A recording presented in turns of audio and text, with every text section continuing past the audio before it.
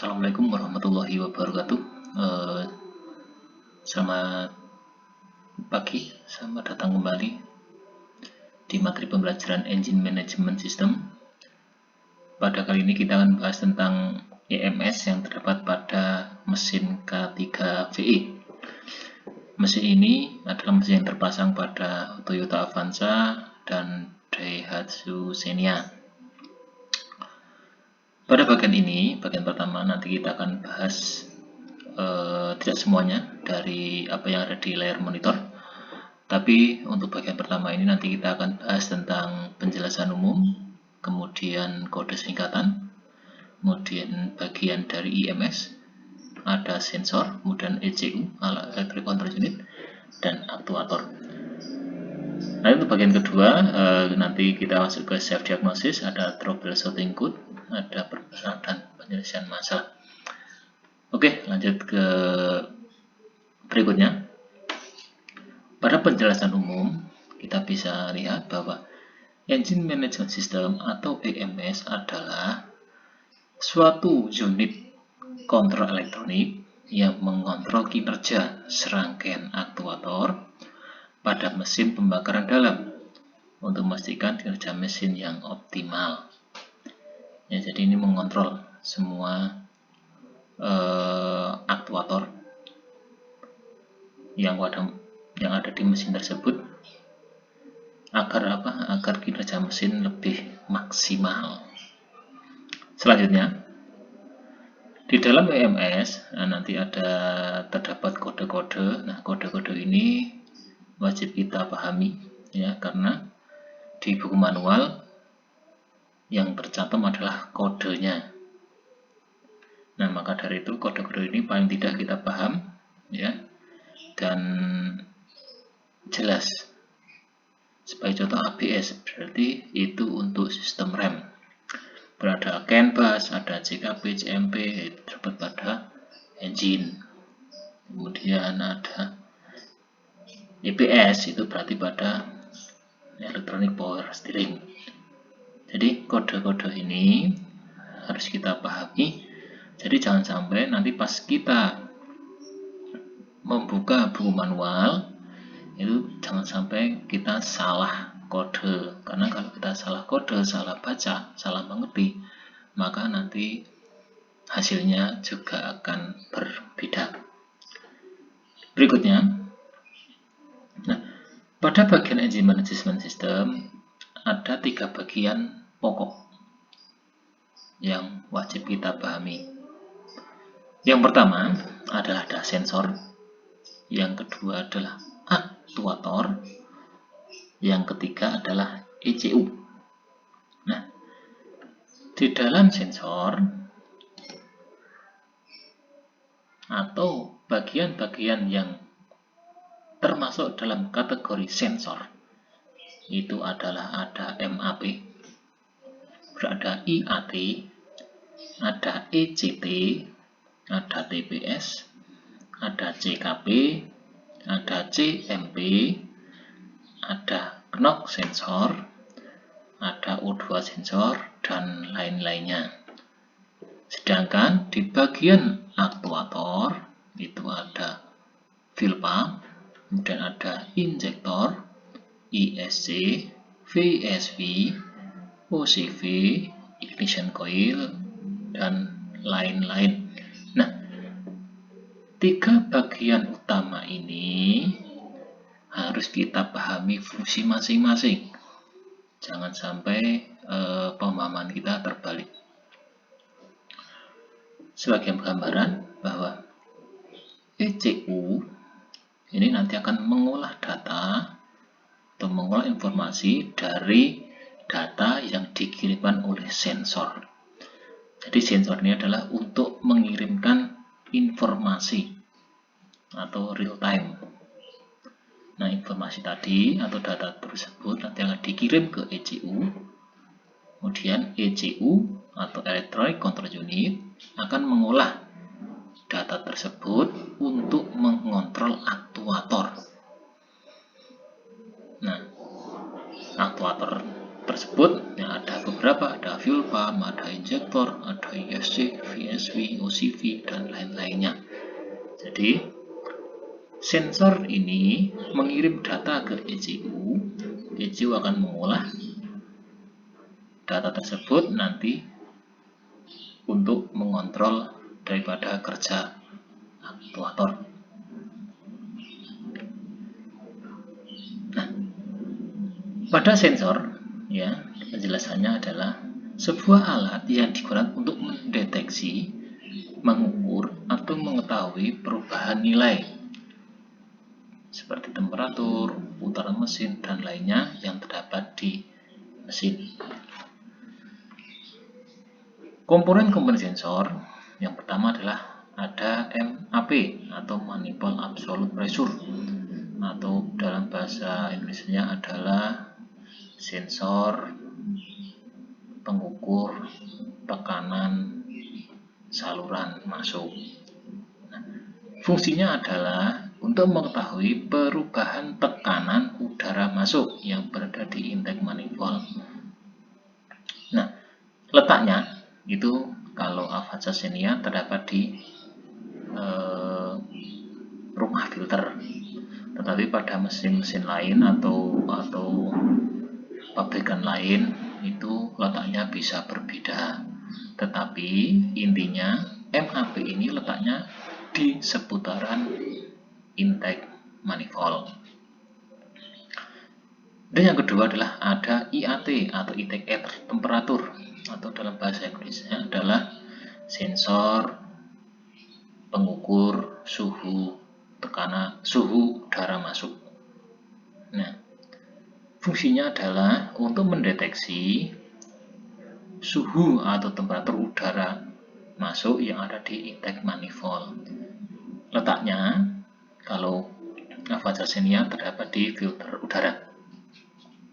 Nah, dua komponen ini sama-sama untuk mengecek udara, tetapi kalau MAP untuk mengukur atau mengetahui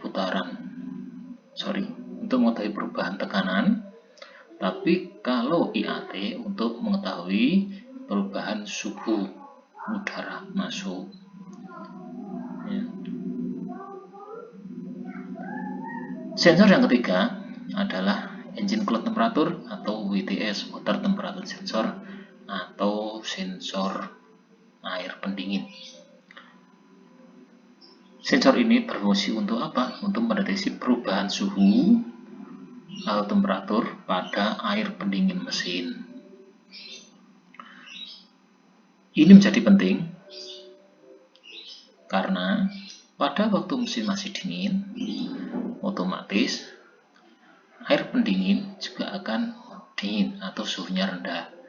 Akan tetapi pada saat mesin panas, maka air pendingin juga akan naik suhunya. Nah, perubahan suhu ini nanti harus dibaca oleh sensor ECT untuk diinputkan ke ECU. Ya, jadi sensor ini sangat penting. Ya, tidak hanya ini aja, tapi semua sensor ini saling keterkaitan, saling mendukung untuk menghasilkan kinerja aktuator yang maksimal. Berikutnya ada TPS atau Throttle Position Sensor, atau dalam bahasa Indonesia adalah sensor katup gas, ya, posisi katup gas. Nah, sensor ini digunakan untuk mendeteksi posisi atau gerakan katup gas. Ya, saat bisa sebagai contoh, saat stasioner maka posisinya 0%. Pada saat beban rendah, misal 40%, atau beban penuh atau full, maka terbaca misal 100%. Nah, perubahan ini harus terbaca dengan jelas, ya, jangan sampai miskomunikasi. Ya. Nanti kalau sampai ada miskomunikasi antara pembacaan TPS dan ECU, maka dipastikan mesin akan terjadi permasalahan. Adapun posisi TPS ini terdapat di throttle body yang letaknya di antara filter udara dan intake manifold. Sensor yang berikutnya adalah CKP atau Crankcase Position Sensor atau sensor posisi poros engkol. Fungsinya untuk mendeteksi posisi poros engkol. Nah, sensor ini nanti akan digunakan untuk sensor RPM, ya. Ini sebagai catatan, sensor ini adalah sensor utama, ya. Jadi sensornya sensor utama atau sensor end signal. Nah, jika sensor ini rusak, maka dipastikan mesin tidak akan pernah bisa hidup, ya. Jadi nanti yang membuka sistem ECU atau gerbangnya, ya, gerbang utama itu adalah dari sensor CKP ini. Ya, jadi nanti begitu CKP memberikan sinyal, maka sistem yang lain otomatis akan baru bisa berfungsi. Tapi kalau sensor ini tidak mengirim sinyal, maka dipastikan ECU dalam kondisi pasif. Nah, jadi tidak akan pernah bisa hidup. Letaknya itu di dekat roda puli poros engkol. Sensor berikutnya, ya, CMP atau Camshaft Position Sensor, yaitu sensor yang mendeteksi posisi poros knock atau knock-on as. Nah, letaknya, nah ini di sekitar knock-on as, ya. Kalau mesin sekarang kan knock-on as-nya di atas, di cylinder head, maka CMP ini terletak di cylinder head. Nah, biasanya, ya, sebagai catatan bahwa sensor CMP ini salah satunya adalah untuk mengontrol pengapian. Ya, itu salah satu contohnya saja. Oke, berikutnya ada knock sensor. Nah, adalah sensor yang digunakan untuk mendeteksi detonasi atau ketukan pada ruang bakar. Ya, jadi sensor ini nanti mendeteksi apakah ada knocking atau tidak. Nah, nanti sensor ini nanti akan memberikan data ke ECU berapa ada terjadi knocking atau tidak. Nah, nanti ini akan berhubungan dengan sistem pengapian, ya. Knocking ini bisa terjadi karena satu, bahan bakarnya kualitasnya jelek, yang kedua karena mungkin ruang bakarnya yang kotor, yang ketiga mungkin yang berhubungan dengan pengapian. Nah, knock sensor nanti akan memberikan informasi ke ECU. Nah, nanti ECU akan mengkalkulasi, mendeteksi atau mengatur sistem pengapian agar tidak terjadi knocking pada mesin. Adapun letaknya ada di blok mesin. Kemudian ada O2 sensor atau oksigen sensor. Ini terletak di exhaust, ya, atau knalpot. Nah, ini untuk mendeteksi kandungan oksigen pada gas buang hasil pembakaran. Kemudian ada VSS atau Vehicle Speed Sensor. Nah, ini berfungsi untuk mengetahui kecepatan kendaraan. Kalau CKP itu untuk RPM, ya, putaran mesin, tapi kalau VSS ini untuk mendeteksi kecepatan kendaraan. Ada beda, ya.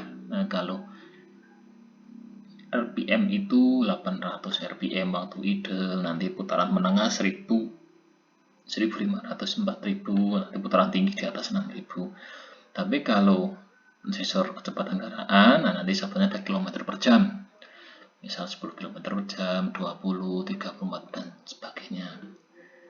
Adapun letaknya VSS ini terdapat di output transmisi, ya. Jadi letaknya di bak transmisi. Lanjut berikutnya ada ECU, Electronic Control Unit. ECU ini berfungsi untuk mengolah atau memproses data yang diterima dari sensor. Kemudian dikirimkan ke aktuator agar mesin dapat bekerja optimal. Nah, ini adalah otaknya, ya. Kalau manusia ini adalah otaknya. Jadi dia nanti memproses informasi dari sensor-sensor, kemudian dikirimkan ke aktuator. Ya, ini. Jadi ini sangat penting, ya. Jangan sampai antara sensor, ECU, dan aktuator terjadi miskomunikasi. Kalau terjadi miskomunikasi, maka terjadi permasalahan pada mesin. Nanti di mesin EV itu muncul yang namanya check engine. Berikutnya, nah, aktuator, ya, ada beberapa komponen yang terdapat dalam aktuator. Intinya adalah aktuator adalah suatu unit yang dikontrol, ya, yang dikontrol oleh komputer. Ya, kalau sensor itu adalah mengirimkan informasi, tapi kalau aktuator itu adalah komponen yang dikontrol atau diatur oleh ECU. Adapun aktuator yang pertama adalah ada fuel pump atau pompa bahan bakar. Nah, untuk pompa ini berfungsi untuk mengalirkan atau memompa bahan bakar dari tangki ke injektor. Ya, untuk mobil injeksi, ya, pompa ini terdapat di dalam tangki. Jadi tenggelam di ruang tangki. Kalau mobil-mobil bensin biasanya kan terletak di luar tangki, ya. Dan namanya posisinya di dalam tangki bahan bakar terendam oleh bensin. Berikutnya ada injektor. Nah, injektor ini berfungsi untuk merubah bahan bakar cair bertekanan menjadi bentuk kabut sehingga campuran lebih homogen. Nah, letaknya kebanyakan pada EV yang sekarang terjadi di intake manifold, ya. Tetapi pada mesin-mesin tertentu ini ada juga yang terdapat dalam ruang bakar seperti pada mesin diesel, walaupun itu mesin bensin. Berikutnya ada ISC, Idle Speed Control. Ini berfungsi untuk mengatur kecepatan putaran stasioner atau idle sesuai dengan beban mesin. Nah, ini adalah ISC ini untuk mengontrol stasioner. Ya, jadi pada waktu stasioner atau katup gas posisi tertutup, maka putaran mesin itu akan dikontrol oleh ISC ini. Ya. Sebagai contoh, pada waktu putaran stasioner mesin 4 silinder itu taruh kata 800 rpm. Akan tapi saat kita nyalakan AC misal, maka saat AC bekerja, otomatis kompresor akan membebani mesin. Nah, jika putaran idle tidak dikontrol, maka mesin bisa mati. Maka dari itu nanti AC ini akan membuka sedikit sehingga menjaga mesin agar tidak drop atau mati. Itu hanya contohnya, ya, letaknya ada di throttle body. Kemudian ada VSV atau vacuum switching valve atau disebut dengan EVAP. Nah, katup VSV ini berfungsi untuk membuka saluran uap bahan bakar dari tangki melalui karkol kanister untuk dibakar kembali ke ruang bakar. Nah, uap-uap tadi tidak boleh dibuang sembarangan, ya, karena dapat menambah polusi udara. Tetapi mobil sekarang uap tadi dikembalikan lagi untuk dibakar di ruang mesin, sehingga ini juga nanti akan membantu daripada keiritan mesin tersebut, ya. letaknya ada di ruang mesin. Contoh berikutnya di OCV, oil control valve. Nah ini OCV ini dipasang pada mesin yang sudah ada VVTI-nya. Ya. Kalau yang belum VVTI tidak punya ini ya. Jadi OCV ini untuk membuka atau mengatur pembukaan saluran oli. Apa itu VVTI? Nah nanti mungkin sedikit bahas bahwa VVTI ini adalah sistem yang mengontrol pembukaan katup dengan cara mengontrol pergerakan noken as. Untuk penjelasan lebih lanjut tentang VTI nanti akan kita bahas di pembahasan berikutnya. OCV ini terletak di blok mesin bagian atas ya, atau dekat dengan cylinder head. Atau ada juga untuk misal sebagai contoh Xenia yang 3 silinder, OCV ini terletak di kepala silinder bagian depan ya. Intinya OCV ini hanya untuk mengontrol pembukaan saluran oli. Contoh berikutnya adalah ignition coil ya, atau coil pengapian. Ini untuk mengubah listrik tegangan rendah 12 volt menjadi listrik tegangan tinggi kurang lebih 30.000 volt.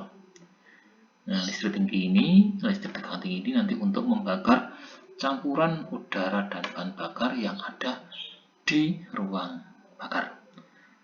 Letaknya, nah untuk mobil sekarang ya, satu busi satu koil.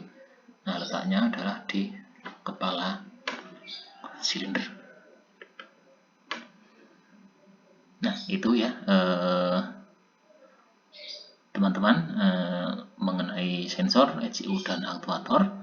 Kemudian untuk lokasi komponennya, nah untuk ini sebagai contoh ya, di sini adalah blok relay dan sekring ya di ruang mesin. Jadi kalau kita buka kap mesin seperti ini, kemudian ada VSV-nya ya, atau evap-nya di bagian atas, kemudian ada sensor MAP, nah ini, kemudian ada sensor temperatur udara, nah ini di filter, kemudian sensor oksigen di knalpot ya, saluran buang, kemudian pompa bahan bakar ada di dalam tangki.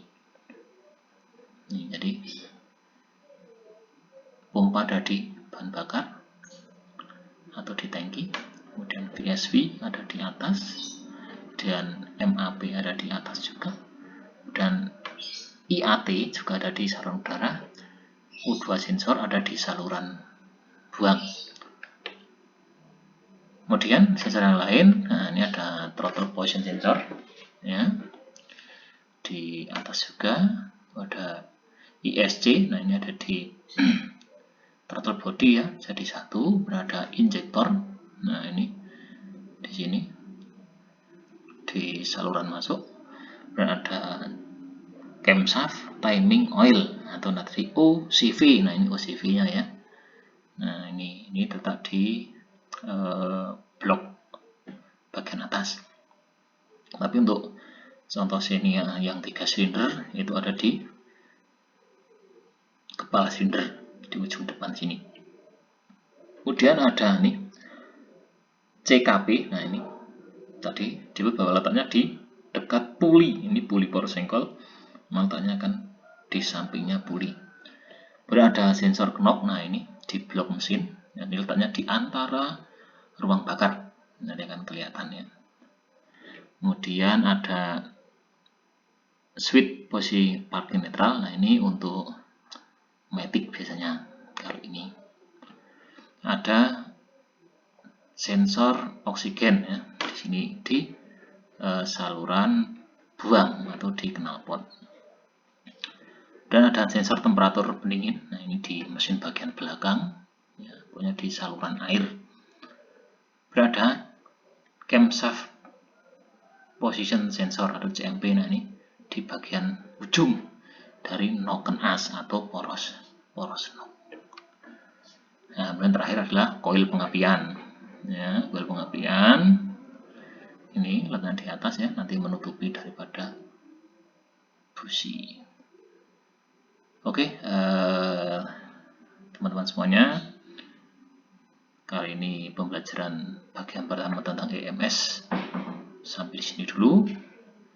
Untuk lebih jelasnya nanti bisa buka filenya. Untuk bagian kedua ada self diagnosis, troubleshooting, dan penyelesaian masalah.